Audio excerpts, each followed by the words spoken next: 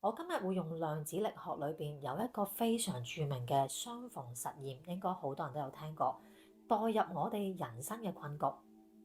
佢證實咗觀察者效應，即係觀察者主觀嘅意識會直接決定物理粒子嘅排列或者呈現方式。呢件事喺現代心理學有一個一模一樣嘅對標機制，叫做潛意識外部投射。如果我今日去睇一個人嘅人生困局，我只停留喺幫佢解決表面嘅環境問題，或者幫佢諗一啲方法，咁我幫人做身份諮詢就注定會失敗，因為表面係環境問題，但實際係身份意識問題。我曾經接觸過一個非常典型嘅個案，當我了解咗佢工作同埋金錢嘅模式，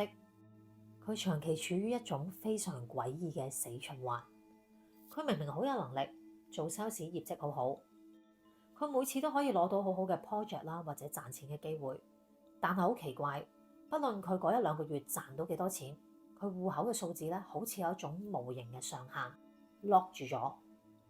好多人第一時間會話：嘿，佢大使咯，唔識理財啫。呢個諗法其實好正常。但如果我哋可以好似科學家一樣，用反思維跳出去睇呢一個世界，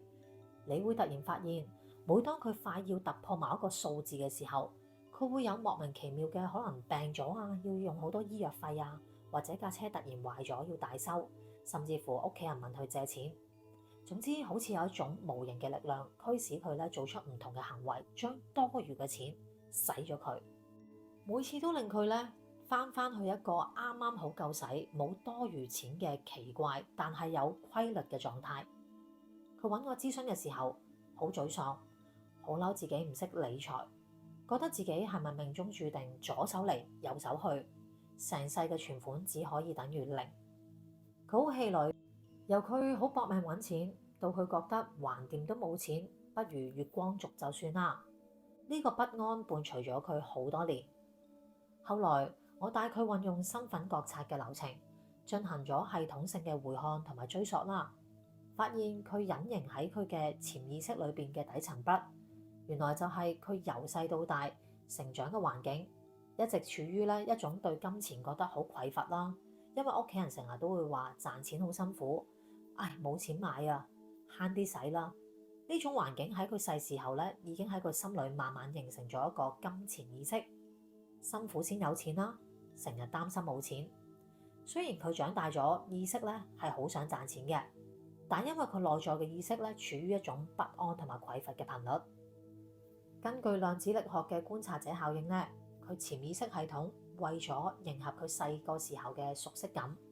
就會喺現實生活中咧自動過濾，避開一啲真正可以令佢輕鬆賺錢、長遠嘅機會，甚至無意識咁樣驅使佢哋瘋狂購物，親手咧將佢擁有嘅財富咧全部毀掉，即係用晒佢。規律性咁樣將自己咧拉翻去原本熟悉匱乏嗰個環境裏邊，呢個根本唔係運氣問題，亦都唔係唔識理財好大使，而係咧延續咗咧內在嘅舊意識，同時呈現喺外在嘅財務上。當佢透過覺察睇清楚，停低佢唔屬於佢嘅舊設定，佢喺外在嘅機遇財富先會真正重新排列空間。你呢？你而家係咪經歷緊一啲財運嘅困局，甚至乎你覺得運氣問題，定係你底層嘅舊意識不斷咁樣重複延續？我係身份意識重塑 YY。如果你喺生活、金錢或者關係上重複複卡喺同一個死循環不斷碌，想真正破局，歡迎預約我身份覺察諮詢，我哋一對一咁樣拆解。下期見。